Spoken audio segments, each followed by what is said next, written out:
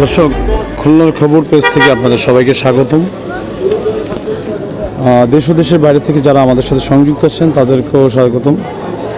আসলে ইতিমধ্যে আপনারা ক্যাপশনে দেখতেই পারছেন, খুলনা টু মোংলা যে মহাসড়ক, ঠিক এই মহাসড়কে আসলে বাংলাদেশ নৌবাহিনীর একটি বাস এবং একটা নবদম্পতি তাদের নতুন জীবনযাত্রার পথ শুরু করেই তারা আসলে বাড়ি ফিরছিলেন। এই সেটা একটি হাইক্স ছিল। হাইক্সে আমরা যত জানতে পেরেছি টোটাল 15 জন ছিল। এই 15 জনের মধ্যে আমরা ইতিমধ্যে জানতে পেরেছি যে আপনার 13 জন নাকি মৃত্যুবরণ করেছেন এবং এখনও 2 জন চিকিৎসাধীন অবস্থায় আছেন, কিন্তু খুবই আশঙ্কা অবস্থায় আছেন আমরা এতটুকু জানতে পেরেছি। আমার পারিবারিক কাজে মোংলা থেকে আমি খুলনার উদ্দেশ্যে রওনা দিয়েছিলাম। এটা 3টা সাড়ে 3টার দিকে আসার পথে এটা খুব সম্ভব বেলাই ব্রিজ।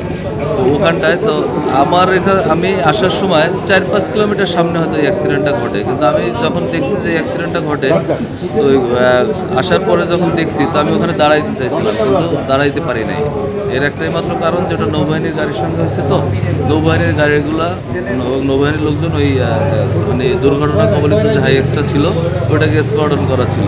তো আমি আসার পথে আমি বিভিন্নভাবে মোংলায় ফোনে যোগাযোগ করার চেষ্টা করছি যে কারা ছিল, কোনভাবে ছিল, মোংলার লোকজনই হয়তো হবে। তো সেই হিসাবে আমি যখন খুলনা এসে পৌঁছাই তাৎক্ষণিক ওই সময় আমি খবর পাই যে মোংলায়, আমি যে ওয়ার্ডে বসবাস করি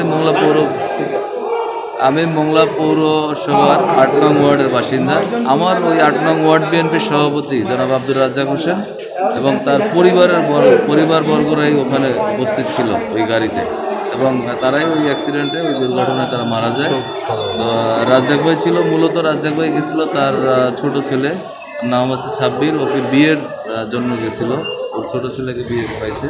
তো রাজ্জাক ভাইয়ের ছেলের যে ছেলে বিয়ে করছে তার নবপুত্রবধূ সহ এই গাড়িতে ছিল। তারা মনে হয় টোটাল 14 জন ছিল এই গাড়িতে। 14 জন, আর একই পরিবারের 12 জনই মারা গেছে। এবং বাংলাদেশ নৌবাহিনীর যে বাস ছিল সেই বাসের সঙ্গে এই মাইক্রো বাসে যে অ্যাক্সিডেন্টটা হয়েছে, আসলে সেই বিষয়ে এতক্ষণ আপনাদেরকে জানার চেষ্টা করেছি। এই ছিল আমার কাছে সর্বশেষ খবর।